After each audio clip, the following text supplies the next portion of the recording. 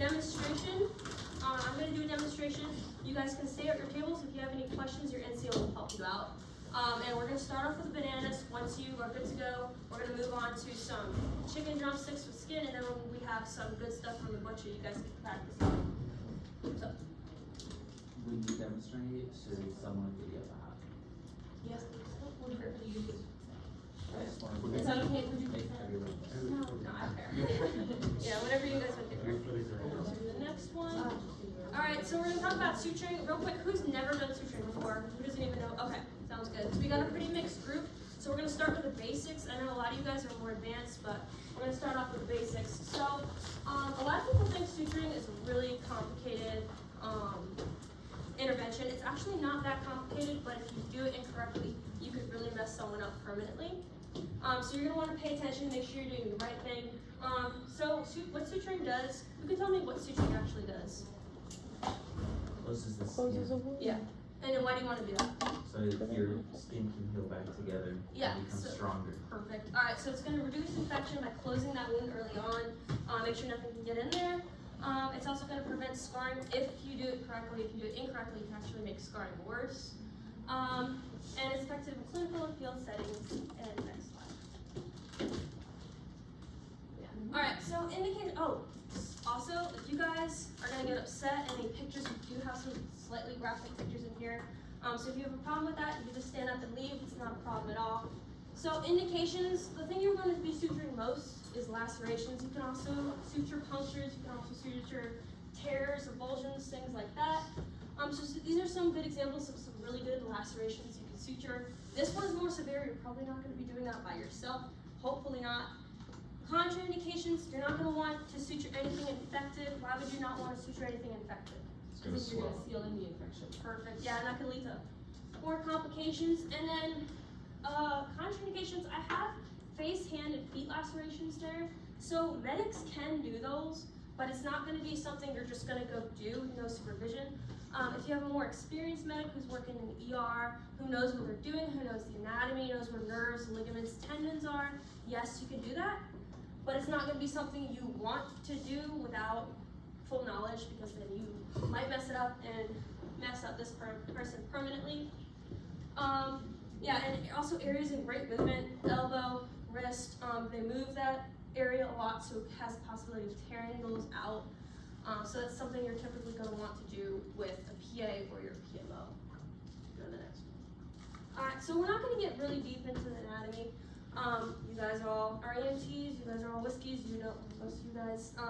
So you know the basic anatomy. Do you have any people who aren't medics in here? Alright, sounds good. So real quick, 3 main layers of the skin. Epidermis is your outer layer, dermis, layer underneath that, and then you have your subcutaneous tissue, that's your fatty tissue. And your dermis is going to be the vascular layer, so that's the one that tends to bleed the most. And so for suturing, you can actually go through all 3 layers, but as a medic, you're probably not going to be doing that. For the most part, you're going to be working with the epidermis, going through or under the dermis if necessary, depending on the size and type of laceration. Alright, we're going to go over some of our equipment real quick. So you guys all have a suture kit in front of you. Please don't open anything unless you know what it is. Yeah. Alright, so for pain management, we're primarily going to use a lidocaine. You can also use some other things, but this is the one you're going to be using most of the time. So you guys just talked about how to convert pounds to kilograms. Max dose of epinephrine right here. You probably aren't going to really have to worry about that. The way you administer your lidocaine, have your 18-gauge needle, draw it up, and you're going to put it into a 22-gauge needle. You're going to put some actually into that wound once it's clean, allow it to soak up into the wound. And then depending on the wound, you will go into both sides and make sure that area is fully numb. And then when you are trying to figure out that area is numb, you're not going to want to ask the patient if it's numb, because a lot of times people will say it's not to try to get a little bit more pain meds. So you can test that when you're not looking, if that helps. Steri strips, these are pretty self-explanatory, pretty easy to apply. I don't think we'll have time to practice them, even though if you have questions about them, Staff Sergeant Bulow brought in some, so he'll be able to help you out if you have any questions, want to see what they look like, anything like that. This is pretty simple. You're going to use your glue, clean it obviously, use your glue, place it on either side, close incision, apply strip. And then we have our Dermabond, so that's pretty simple. It's basically medical super glue. Clean it, put it in there, close it up. Pretty simple. If you have sutures where you have a larger suture, and then healing has occurred and you need to close it a little bit more, you can also use Dermabond to finish it. And then lastly, we have normal saline. So most of the time, depending on the size of the one you're going to use it in a bottle like this, you can also use the syringes if it's a smaller wound, but you're going to want to make sure you thoroughly irrigate your wounds, okay? Alright, you can go ahead and hit the next slide.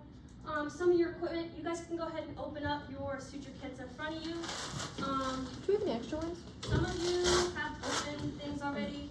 Go ahead and pull them out, take a look at them if you need to. Please be really, really careful. There are blades in there. Alright, so the first thing you guys are going to be looking for is hers that she's using for the demonstration, so blunt ends like this. This is what the old school one looks like. Yeah, and then, yeah, this one's a little nicer, I think, but we also have the old Alright, make sure you have this out. This is your needle driver. Those are going to be using to actually dry the needle through the skin. Does everybody have one of those? Yeah. Alright, we're moving on. Next, you have your penis sets. These are, you have the curved and straight ones. I really like using the curved ones. You should all have curved ones. If you don't, I can give you some of mine to practice with. They're these things right here. They're really good at helping you curve that needle a little bit if you need to. If you can't, some people with wrist injuries can't really supinate, pronate their wrists, so they can use these to help out a little bit. Make sure you have those in there. And then you should also have your tweezers in there as well. You'll be using these to hold the skin. You can also use these to hold the string, tighten it. Yeah, you should all have these in there. If you see you're missing anything, just let me know. And I should have some extras. And slide. Alright, and these are your actual type of sutures. So the ones we're going over today are going to be your non-absorbable sutures. As medics most likely won't be doing absorbable. Those are typically used by providers. And then the ones we are using are going to be over here. Mostly silk. Army uses mostly silk. It's money, obviously. You also use nylon, proline. Yeah, proline. I believe most of you guys have silk, so we'll be using silk for the most part today. Alright, go to the next slide. Alright, and here's a little chart about suture removals. It gets a little bit more into the nitty-gritty about it. Nylon is actually one of the best materials to use. Low reactivity, so there's not a very low chance of the skin reacting to it. Whereas silk, there's a little more chance of you having a reaction to that suture. Also has like the removal time frames, which are kind of helpful. We're not going to get into that too much because we don't have a lot of time today. You can hit the next slide. Alright, and so these are your actual suture sizes. So you can go ahead and look at the sutures that you have in your kits. Where are they at? Yeah, so some of you guys have, I think we have zeros in there. We have two O's. We're gonna stick with the bigger sizes, and this works the same way as needles. You know, the higher the number, the smaller it is. And you're probably never gonna see an 11. What's up? Just note for the suture size, 0 through 4 all have the same size needle, and then as you get past 4, then the needles start reducing. Okay, thank you. That's a great point. And then typically you're going to be using anything from 2 to 5. You probably won't be using anything outside that. You might get into the O's, but we'll not worry about that too much today. You can hit the next slide.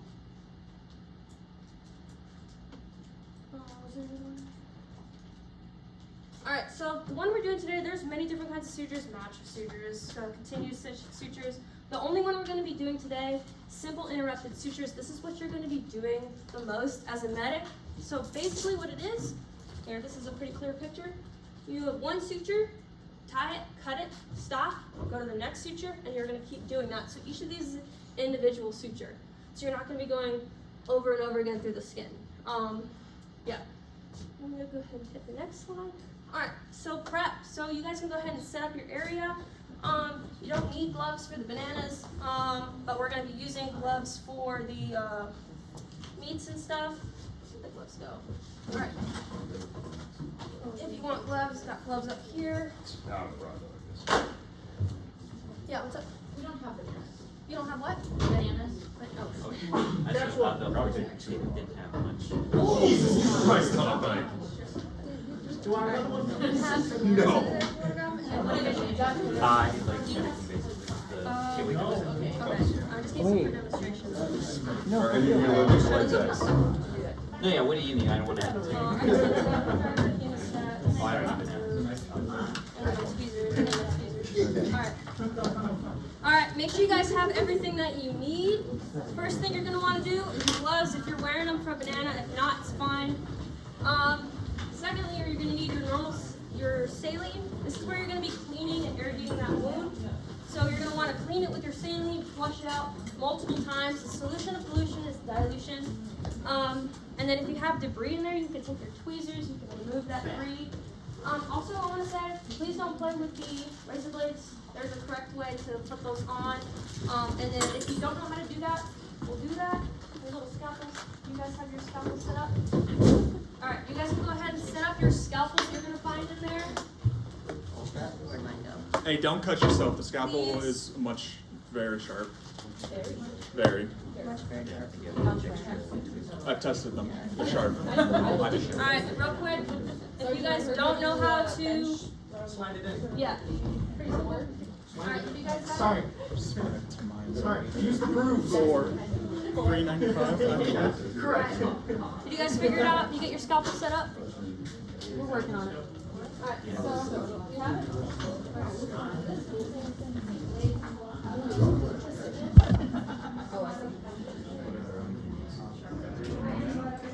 Are you guys gonna be my example group? Can I video you? Why are you videoing me? No. This is not a cat. Okay, wait, can you show me this? Show me Alright, this. next thing you guys are gonna do, once you've done your, This is not a cat. I'm sorry. irrigation, you're going to make an incision in your banana, about 2 inches.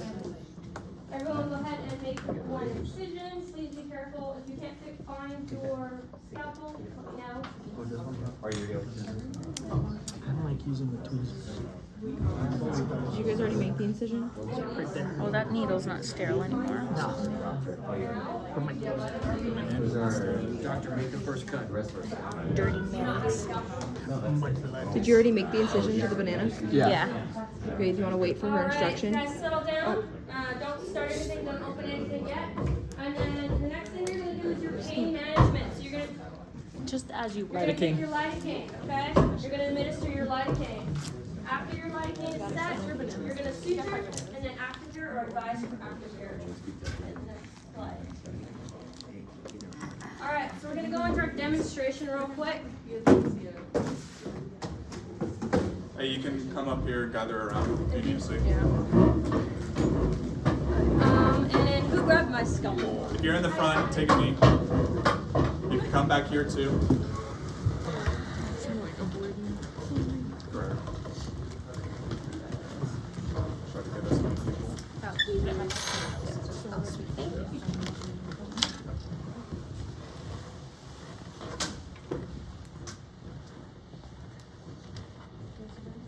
Alright, give me just a sec. I think some of my stuff disappeared. I use this one. Alright. Grab everything. Alright, and then this is your curved hemostat. This is my favorite thing to use. I think it makes it a lot easier. So this is the needle I'm going to use. Some of you guys have really tiny needles in your kits. I wouldn't recommend using those your first time doing a suture. Yeah, so go ahead and try to use that larger one.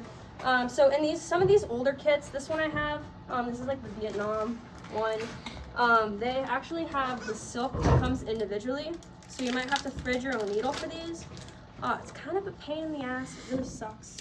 So it's just silk, and they come with individual needles in the packets. You thread your own needle. That's kind of difficult to do, especially for some guys who have really big fingers. I've seen a lot of them stick themselves, so it's not pretty. Much prefer to use the ones that are in your newer kits. All right, so you're gonna do your irrigation, you're gonna clean it, do all that. You're gonna do your lidocaine, and then next you're gonna get ready for your suture. All right, so this is almost all of this is gonna be shooter's preference. Every single PA or PMO is probably gonna have a different way they want you to do things. So for holding them, some people like holding them like this, so you have a little bit more control. Some people are just fine holding them with scissors. That's what I teach. You know how to hold scissors. Hold them like scissors. All right, so first thing you're gonna do, lose it real quick. All right, maybe. All right, so you're gonna take your needle, all right? You're gonna secure your needle with your needle drivers. Some people secure them all the way at the top. If you are threading your own needle, you're probably gonna wanna secure them right around the eye so that the thread doesn't come out, because it will. Otherwise, you can hold them about 1/3 of the way down, whatever's comfortable for you. And then you're gonna go ahead. So for some, you will be holding the wound closed. For some, you will be going in with your tweezers. Thank you. You're gonna be going in with your tweezers. It just depends on the wound, depends on what works for you. And then so you're gonna take your needle. You're gonna be perpendicular, right? As much perpendicular as you can. So for some of these, you're gonna want to slide down. The more curved ones, get a little bit more perpendicular. You're gonna hold the skin. Again, there's many different ways to do this, so it's gonna be pretty much where your PA goes off of. So you're gonna go in. You're gonna try to go in. Sorry, I've had a lot of caffeine today. So you're gonna go as close as possible to the edge of the incision, where it's strong enough to actually hold the suture. Okay. And so you're gonna go down in, and you're gonna come up through the center of your incision. And at that point, you can take your, where'd they go? There they go. You're gonna take your hemostats. You're gonna grab that other end, and you are going to, pull through. All right, and then you're gonna want to leave a small tail. Not a whole lot, about that much. Okay. It's a little difficult on bananas, especially the ripe ones, but we are gonna figure it out. All right. So you come up through the center, right? Like that. Yeah. All right. And then I'm trying to do this in the best way to show you guys. So this is all gonna be up to you, best way to do it. So you're gonna wanna come across on the exact opposite side of that suture, because if you do it crookedly and you tighten it, you're gonna cause the formation of a larger scar when you go through, okay? Okay. All right.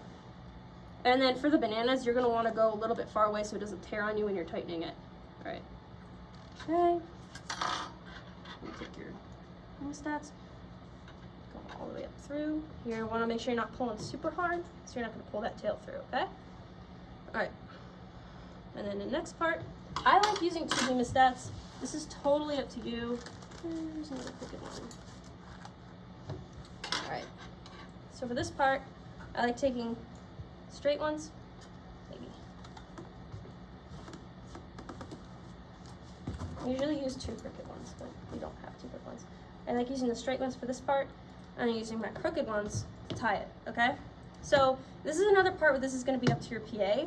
So you're gonna be wrapping it and pulling it through to tie it. So you can either do 3, 3, 2, 1, you could do 3, 2, 1, 1, and then some people do 3, 2, 1, and then the last one is in the opposite direction, so it's gonna be like tying a square knot.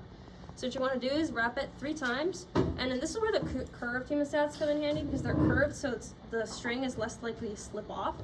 So you're gonna wrap it 1, it's a little difficult because this one's super long, actually. 1, 2, 3, and you're gonna reach, grab the tail, you are going to pull, maybe, come on, yeah, there you go. You're gonna pull all the way through, and you're gonna tighten it until, see it closes like that? You're gonna make sure you tighten it until it closes. There you go. All right, and then you're gonna do the same thing, 3, 2, 1, and then, like I said, people do it differently. Some people do just a couple times. You're gonna slide it off, you're gonna tighten that real tight. All right, and then 1, 2, pull it through, tighten, tighten, tighten, and then 1, tighten, okay? All right, and then what you're gonna do at this point, where did you guys go? There you go. Got your little scissors here. All right, and then another thing I forgot to mention, the hemostats, you can lock them in place. I'm sure most of you guys know that. Lock them in place if you're a little shaky, so you don't drop your needle. All right, I'm gonna take these 2 tails. You're gonna hold them up. You wanna make sure you're not pulling super hard on them. And then you are going to flip. There you go. You don't want a whole ton. I probably would go a little bit lower than that. All right, And then you're gonna continue with your next suture. And you're gonna continue it down until that laceration is completely closed. You don't wanna go too close to the edge of that laceration, you actually can cause it to tear more, okay? All right, so that's your basic suture. You guys can go back to your tables, and I want you guys to finish closing the entire incision because you don't need to watch me do